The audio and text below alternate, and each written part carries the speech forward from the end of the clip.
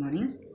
We are at module 5, almost at the end. Only 3 more topics are there to discuss.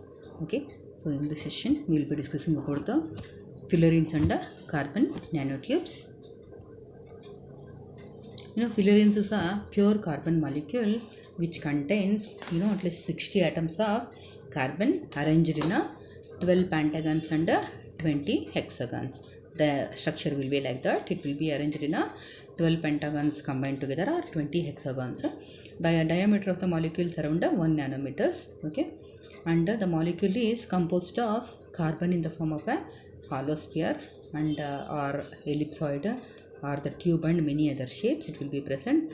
Spherical fullerenes are also called as buckyballs, and they resemble the balls used in football soccer. Okay, cylindrical ones are called as carbon nanotubes or bucket tubes. Fullerenes are similar to the structure to graphite, which is composed of stacked graphene sheets of linked hexagonal rings, but they may also contain pentagonal, sometimes heptagonal rings.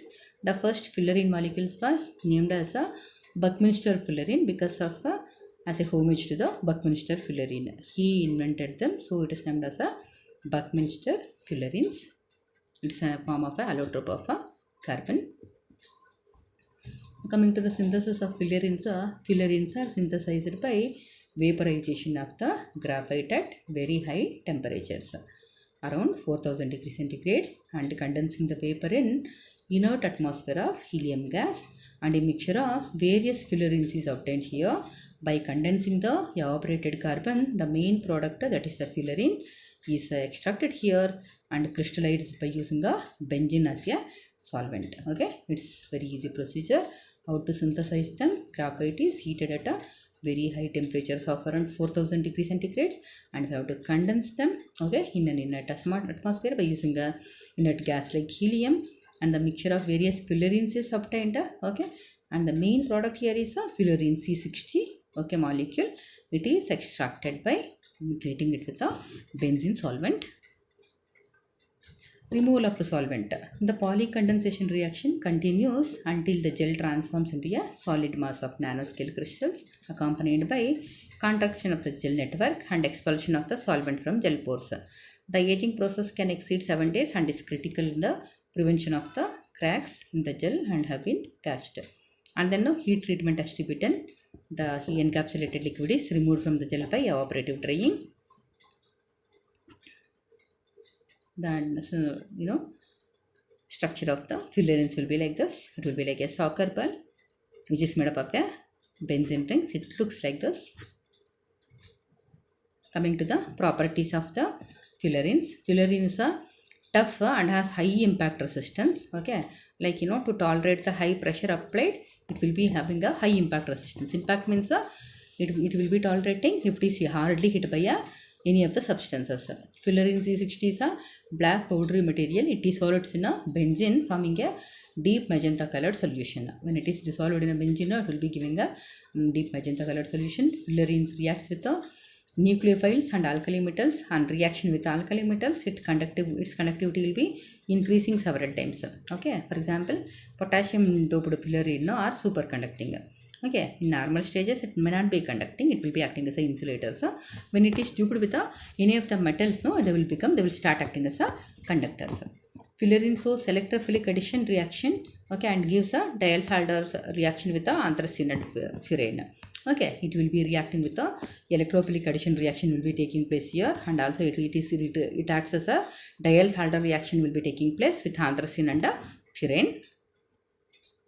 Coming to its applications, it is used in electrographic imaging, it is used in solar cells, and in nonlinear optical thin films it is used, and magneto-optical recording it is used, and it is also used in making of the carbon films, tunnel diodes, okay, photolithography, and double layer capacitors and storage devices also it is used, and it is widely used for the conversion of diamond, and it is separation of chromatography materials, adsorbent for gases, etc. Okay, it is used in the one of the separation techniques like chromatography as an adsorbent, and it is used in gas sensors, temperature sensors, and in a particle sensors and in detection of organic vapor. So it can be used in environmental chemistry, and it is used as a lubricants, adhesives, okay, charge transfer complexes, cosmetics, and in catalysts.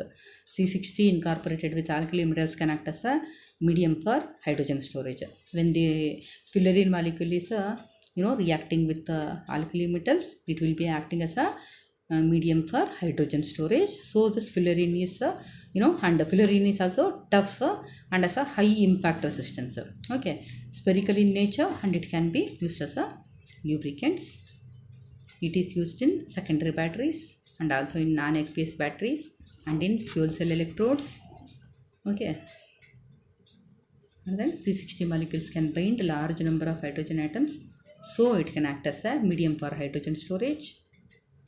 Electrical conductivity is very low, but when doped with the metals, it will become superconductors. That is about the fullerenes. And next, coming to the carbon nanotubes. CNTs are allotropes of carbon.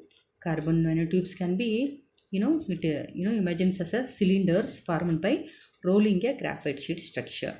Okay, like we know very well graphite is available in a sheet form. Okay, we call it as intercalation. No, we study in a batteries, right? Intercalation structure is there in a graphite. When we fold the graphene sheet into a round form, right? Okay, it will be like looking like a carbon nanotubes. Okay, when we fold a graphite sheet, it will be similar to the carbon nanotube structures. The carbon nanotubes are related to fullerenes and is regarded as another allotrope of carbon. Okay, all these fullerenes, graphenes, okay, and carbon nanotubes these are the allotropes of carbon, different forms of carbon. Almost like it's a same structure only. When it is forming a ball like structure, it's called as a fullerene. Okay, when it is forming a cylinder like structure by folding, okay, it will be called as a carbon nanotubes. Fine. Nanotubes are related to fullerenes and is regarded as another allotrope of carbon. Carbon nanotubes are among the most exciting of nanomaterials. These rod-shaped carbon molecules are having a diameter of a nanometer but length in micrometers. Although they are hollow, their densely packed structures makes them incredibly strong, and they can be grown into fibers of virtually any length. The nanotubes are typically longer than a micrometer, with diameter ranging from 1 to 20 nanometers. This is about the structure of the carbon nanotubes.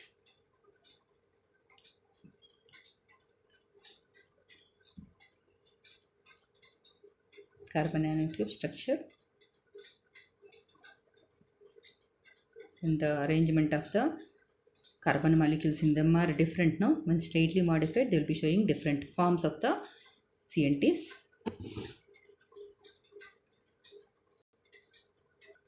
There are two main types of carbon nanotubes are there. That is single-walled nanotubes, that is represented as SWNT. Structure of single-walled nanotubes can be wrapping a single atom thick layer of graphite into a cylinder. Okay, there are three different types of single-wall nanotubes, that is zigzag, armchair, and chiral, and can be imagined by three different ways of wrapping graphene sheets. I showed you the structures. When they are folded or made in a different shapes, they will be called in different names: zigzag, armchair, and chiral molecules of the carbon nanotubes. These are all comes under the single-walled carbon nanotubes. And when we take this armchair, it shows the metallic conductivity, and the other two types are they will be acting as semiconductors only. And next is multi-walled nanotubes are there. It can be considered as a collection of concentric single-walled nanotubes. Okay, when many of the single-walled nanotubes are joined, it will become a multi-walled nanotubes.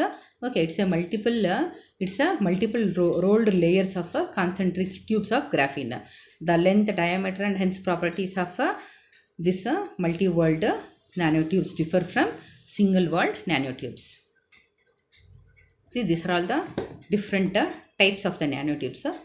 One only like a graphene sheet is there, for example. If it is only one line, only one layer is folded, it is called as a single-walled CNT carbon nanotubes. When two lines, two graphite sheets are folded, that structure will be something like this. It will be called as double-walled structure.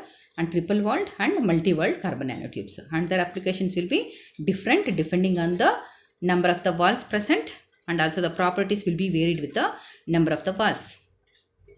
Okay, coming to the properties, the CNTs are highly elastic in nature.